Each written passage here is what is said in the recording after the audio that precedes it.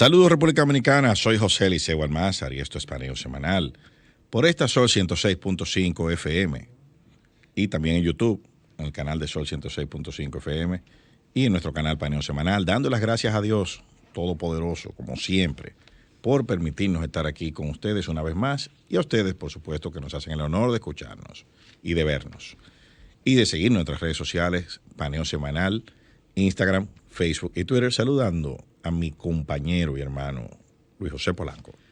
Muy buenos días, Eliseo. Muy buenos días a todos nuestros amables teleoyentes que nos dispensan el favor de su audiencia todos los sábados de 10 a 12 meridiano en este su programa Paneo Semanal. Y como siempre... Bueno, antes de entrar en materia, pues esto es prioridad nacional. Mañana está de cumpleaños uno de mis más importantes asesores. El que me enseñó la importancia del conflicto de Epic Games y Apple. Oh. Mi asesor en YouTube. En YouTube. ¿Sabe quién es ese? Mi hijo José Enrique. José Enrique. Que cumple 9 años mañana. 9 años ya está enseñándole a un PhD. Dándome cátedra. Dándote de cátedra. Todo eso. Porque la verdad que aprenden, saben y de una manera increíble. Cómo capta esta nueva generación digital. Claro. Que todo lo captan inmediatamente. Lo que a nosotros nos toma horas entender, ellos lo captan sin ningún esfuerzo. Ese es mi principal asesor. Sí, en esa materia. Yo sabe todos los juegos. Sostengo largas conversaciones con él sobre todos estos temas. Y mañana cumple 9 años. Muchas felicidades a José Enrique. Vamos a tenerlo próximamente en este programa de invitado. Sí, estamos trabajando en eso. Sí, vamos a traerlo. Vamos a traerlo un sábado, pero mi hijo, tú sabes que te amo, te quiero mucho y te deseo lo mejor del mundo. ¿Qué puede uno decir? Que siga adelante. Que siga para adelante. Muy bien. Así que ya tú sabes que yo atrás empujándote ahí. Exacto. Bueno, ahora sí vamos Bueno, hoy tenemos un programa, como siempre, interesante, sobre todo el asunto internacional, los asuntos locales, y tenemos un invitado de gala, de lujo, que es el ingeniero Luis Abbott, especialista y estructuralista de la República Dominicana, un orgullo nacional, que va a venirnos a hablar de estructuras en edificios y de sistemas sismos resistentes. O sea que vamos a tener un programa en la segunda hora muy interesante y que siempre es relevante por el riesgo sísmico de la República Dominicana. Es decir, vamos a esperar que nos acompañe en la segunda hora y conversar con él. Bueno, como siempre, hay muchísimos temas. Los temas internacionales, como siempre. Que siempre dominan la agenda. La agenda nuestra, temas internacionales. A pesar de que tú sabes que nosotros, la insularidad... nos hace pensar que somos continente y planeta. Exactamente, yo pienso que sí, que la gente lo que piensa es que esto es un planeta. Sí, porque a mí me dicen, me dijo una persona, me dice, pero eso es, aquí no es así. Aquí no es así. ¿Entiendes? No, eso es allá. Por ejemplo, leyes como la de aceleración, la gravedad, que funcionan en el resto del universales. planeta. Universales. Leyes universales, pero aquí no. El principio de Pascal, el de Arquímedes, que son universales. Aquí no es así. No. Esa es una percepción que tiene gran parte de la población, de que las leyes universales no aplican para la República Dominicana. No. Y si aplican es asigún. No, y además... Es la palabrita que lo matiza todo. Cuando tú le demuestras que sí es así, que aquí sí es así, fue que tú no le dijiste bien. No, sí. Sí, pero si tú me hubieras dicho que era así, sí. Tú ves, porque no, la cuestión es no admitir que él no tenía razón, tú ves. Sí, así es. Y muy a propósito de nuestra entrevista, que el dominicano entiende que puede hablar de todo. Claro. Y con propiedad. Ultra crepidiario. Una idea de que... Y hay programas especializados de temas dirigidos por personas que no han estudiado nunca ese tema. No, aquí hay navajas suizas de la comunicación. Sí, pero tipo gente que corta, lija, puya y serrucha. Solo él. Es multiherramienta. Ese es muy... Sí, una caja de herramientas científicas. Muy común, Eliseo. Así es. Pero bueno, nosotros que lo que somos es... anti eso. Y que vemos y leemos y nos hacemos eco de opiniones de personas que sí saben de eso y que sí han estudiado. Porque nosotros no podemos decir que sabemos de nada. Imposible. Y mientras más uno lee, más se da cuenta de que no sabe. Nosotros somos einsteinianos. Podría decirse, Einstein decía que todos somos ignorantes. El tema es que no todos ignoramos las mismas cosas. Exactamente. Sí. Es así. Entonces hay que declararse. Para la primera actitud para aprender es declararte ignorante. Pues si tú vas creyendo que sabes, no vas a aprender nada. Epicteto decía que para un hombre era imposible aprender lo que ya creía que sabía. Lo que ya creía. ¿Entiendes? Eso, entonces, el primer principio para aprender es entender que tú no sabes.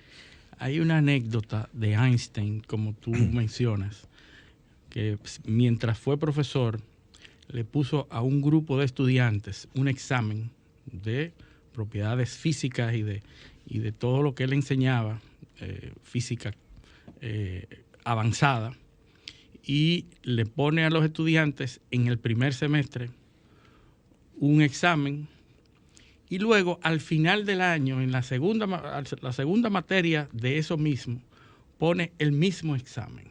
Exactamente el mismo.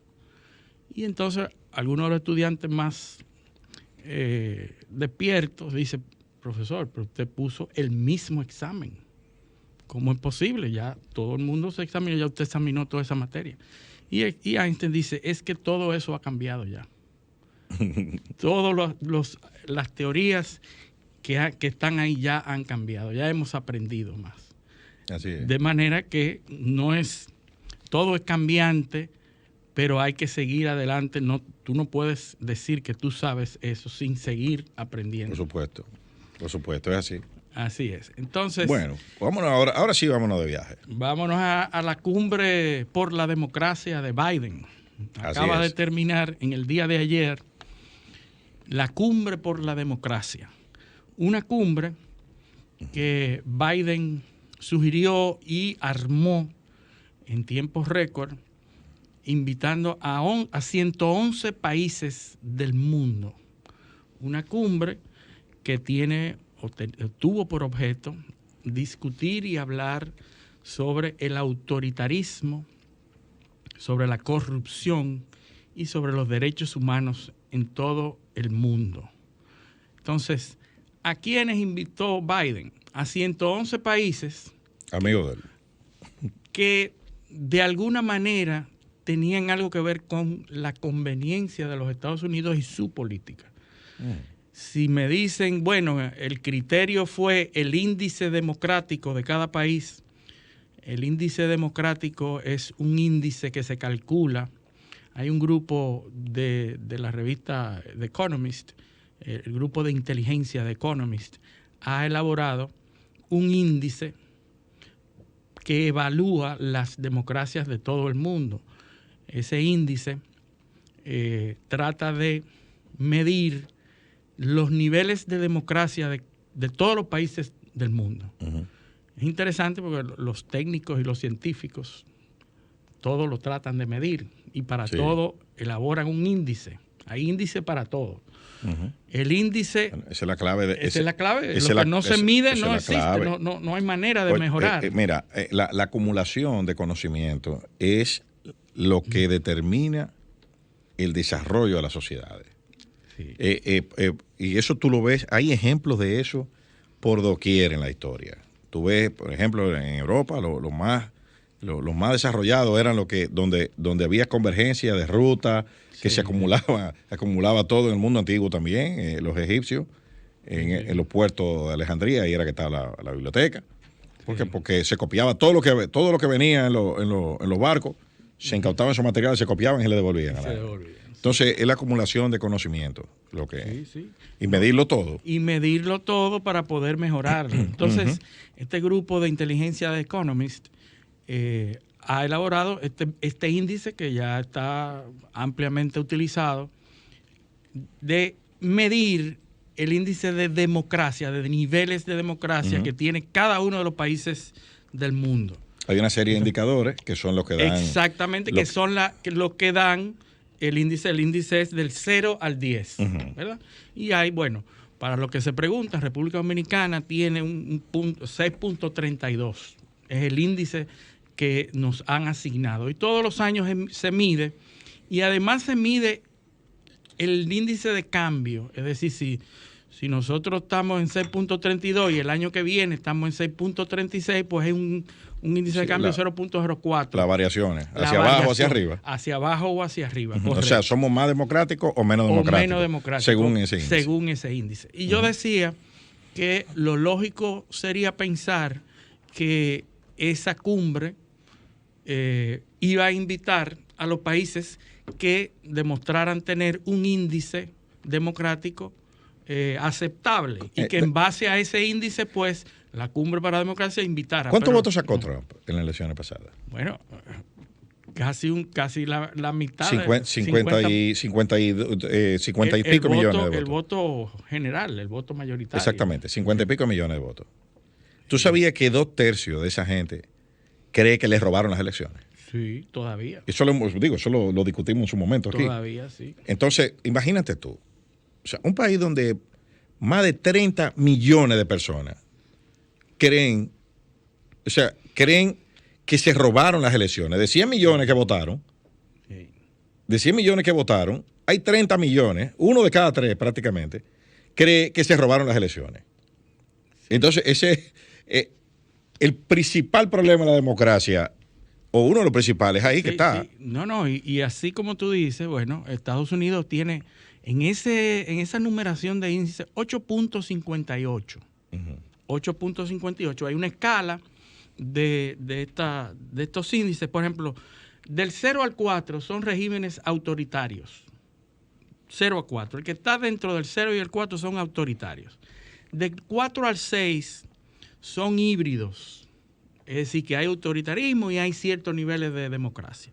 Del 6 al 8 son democracias imperfectas.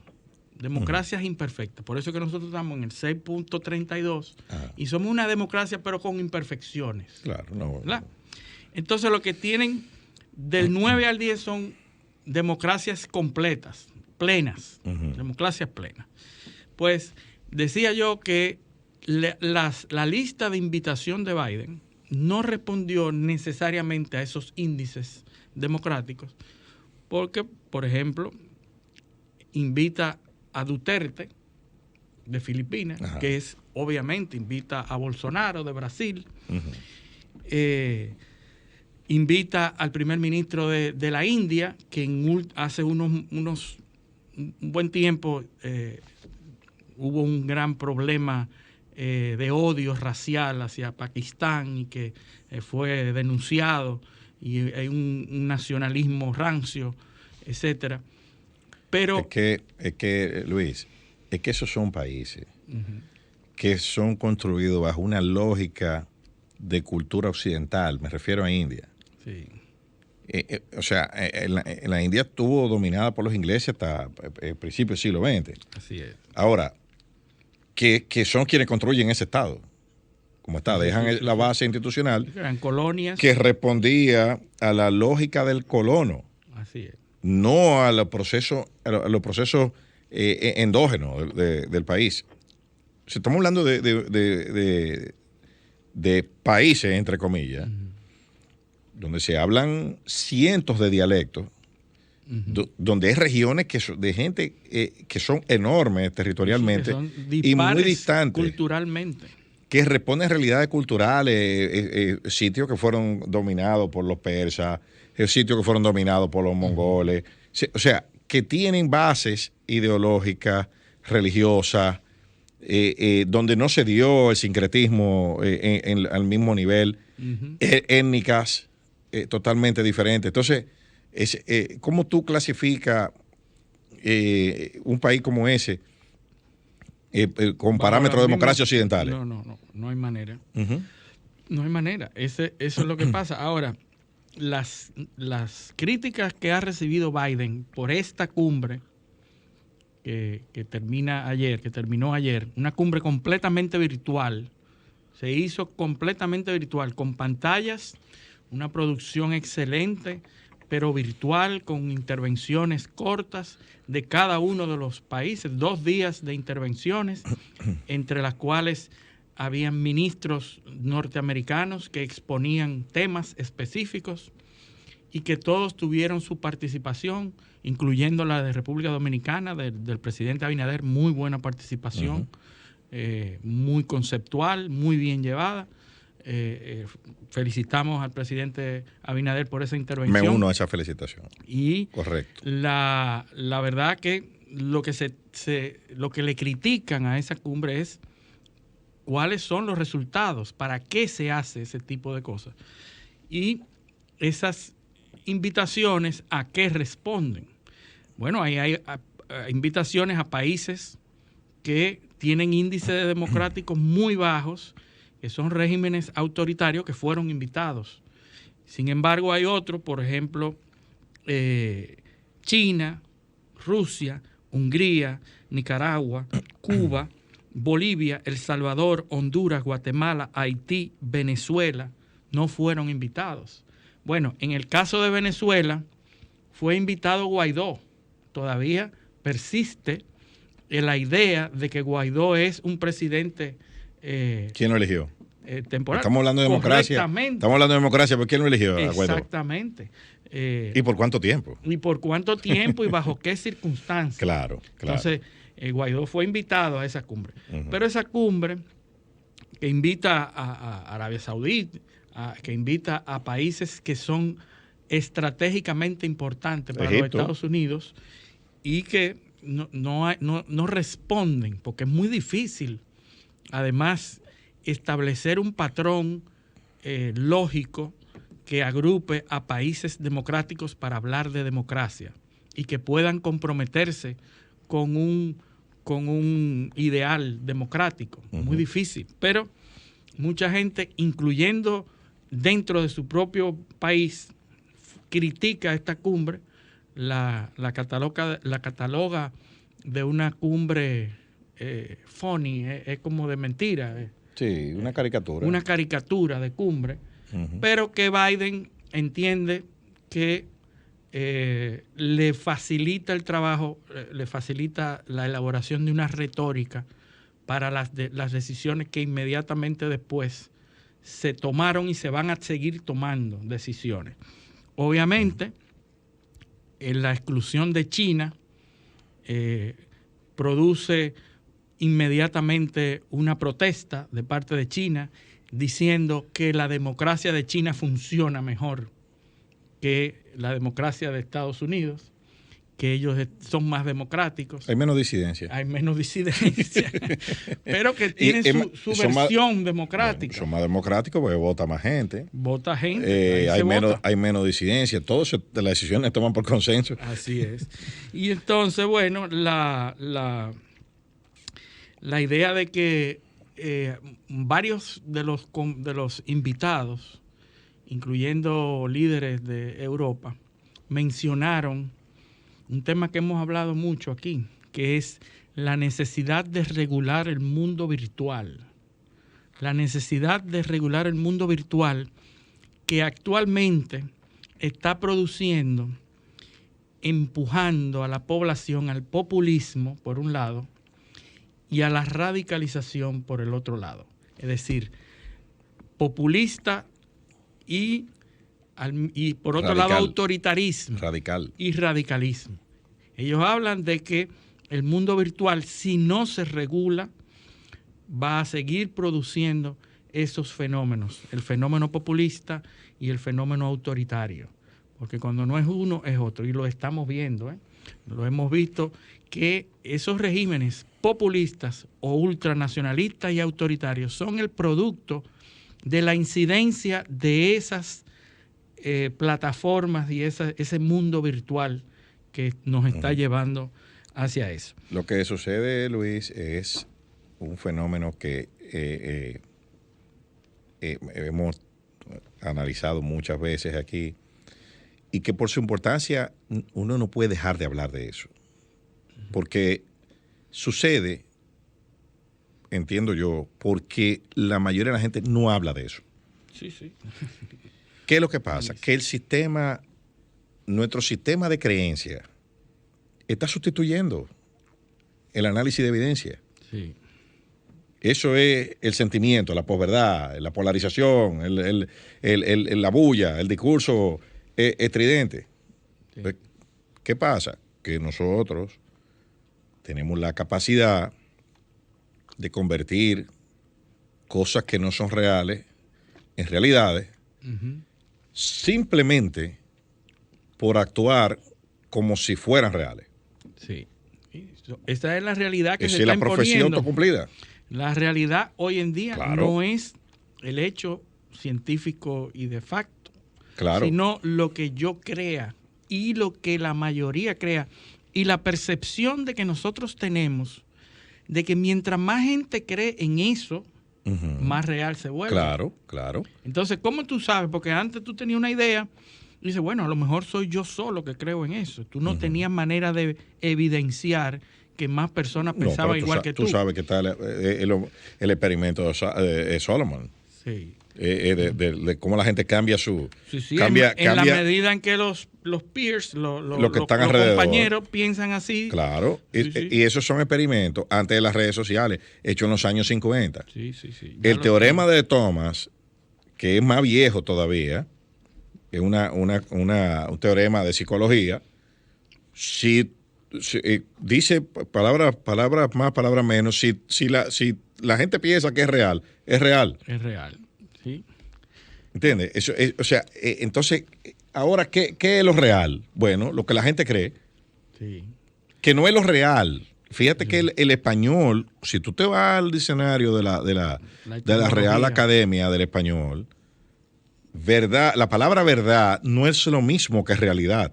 No, es la verificalidad. Exacto. Es lo que se puede verificar, veritas. No, al revés, esa es la realidad. Ok. La verdad es lo que la gente cree que eso es. ¿Entiendes? O sea, pero verdad viene de veritas. Sí, en latín, y veritas es verificar. Y de ver, quizás, también. Ver, de ver, lo que se puede ver, lo que se puede verificar. Es lo que tú ves. Sí, lo que se ve. Es lo que tú ves, pero lo que tú ves no necesariamente es la realidad. Ya. Tú puede haber un error de paralaje.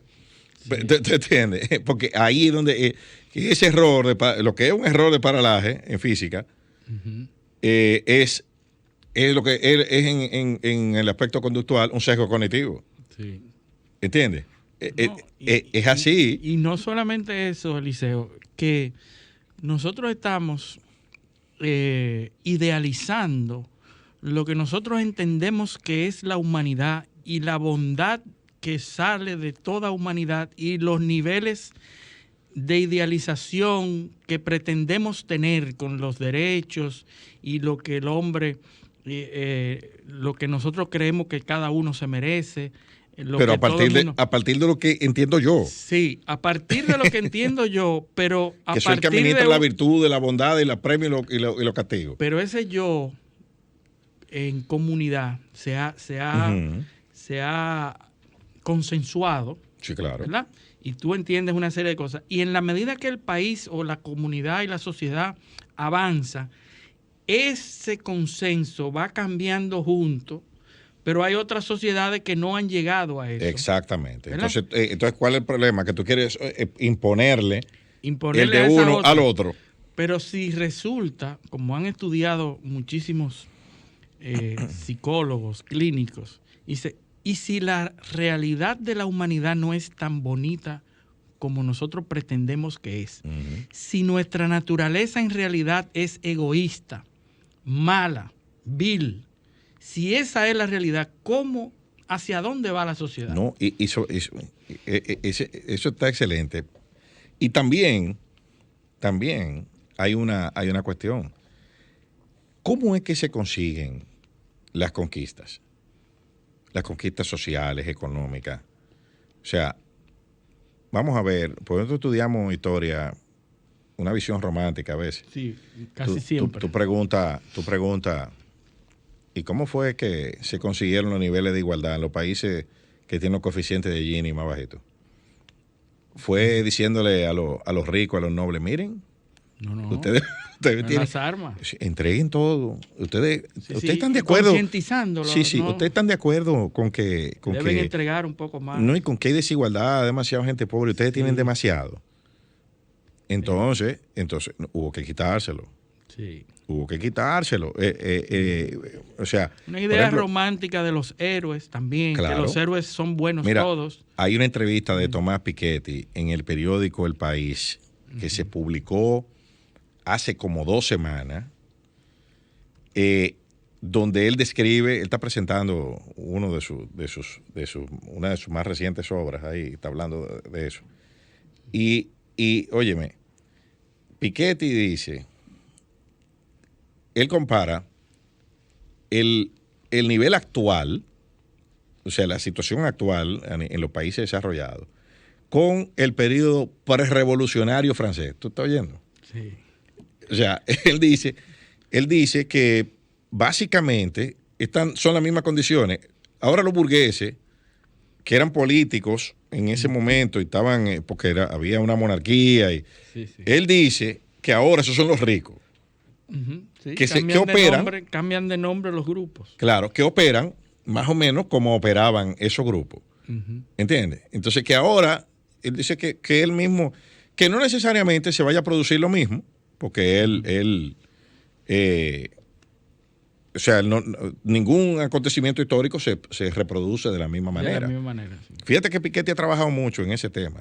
Sí. Primero el Capital en el siglo XXI, después Capital e Ideología, y ahora él publicó una obra que es Una breve historia de la igualdad. Se llama. O sea, y básicamente, que es una síntesis de las dos anteriores. O sea, el Capital versus el tema de la ideología. Cómo dos cosas se van mezclando. Él hace unos análisis interesantísimos ahí del caso por ejemplo, de Suecia. Que Suecia es un país modélico. Sí. Pero Suecia, en 1910, ahí se votaba en función a tu posición económica. Sí. Entonces, tú tenías 100, por ejemplo, este tenía 100 derechos de voto, el otro tenía 1. Sí, en función de su nivel social. Exacto. Y económico. Económico, sí. Económico, ¿entiendes? Y eso se medía para el pago de impuestos, etcétera. O sea, y eso para conectarlo otra vez con la idea que tú estás planteando. Son visiones románticas, sí. Son visiones distorsionadas, son visiones. Tú le preguntas a todo el que estaba ahí en esa cumbre cuáles son los contenidos de la democracia y yo te apuesto que todos te van a decir cosas distintas. Lo dijeron, así fue. Todos los países hablaron de una cosa y de otra en función de su realidad. ¿Qué es democracia?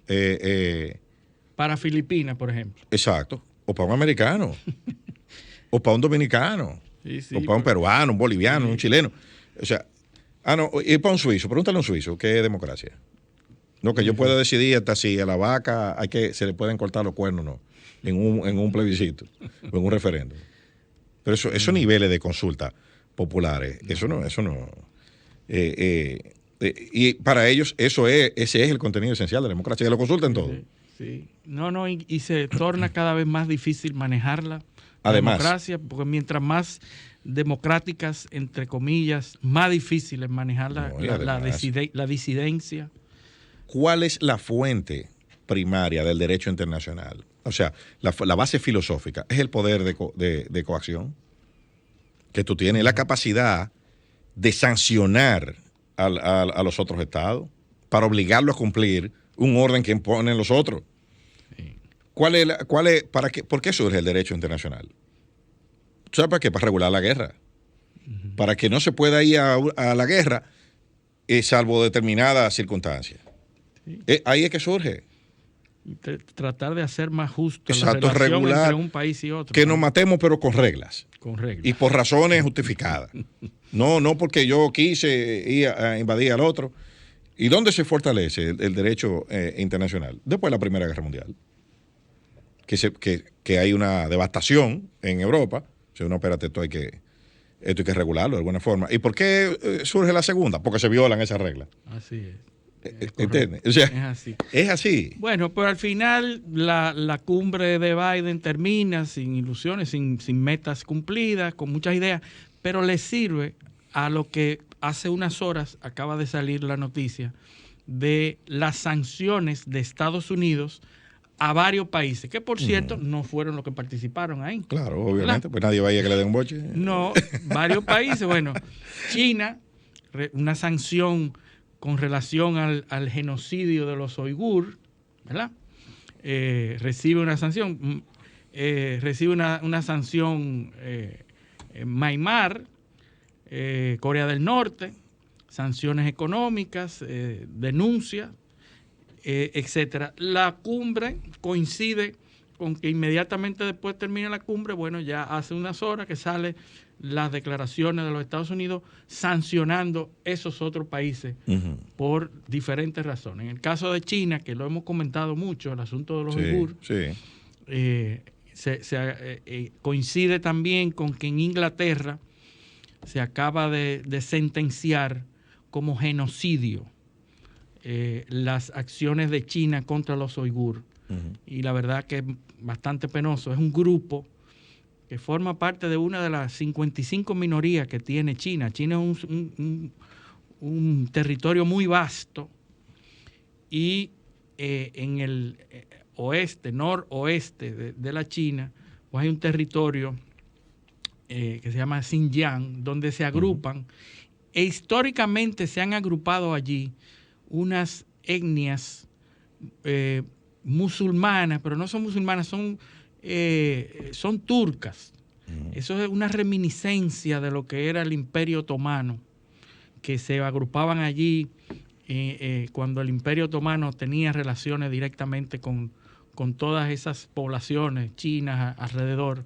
Tenía mucha presencia en esa zona y cuando se cae el Imperio Otomano, pues muchas de esas etnias se quedan y fueron recuperadas por China y entonces están bajo el dominio chino en una denominación que son territorios independientes, o territorios autónomos, muy parecido a Taiwán y Hong Kong. Exacto. Pero sin el problema de Taiwán y Hong Kong. Es decir, ahí no hay discusión de que son China y que no importa a nadie. Y no importa a nadie, ¿verdad?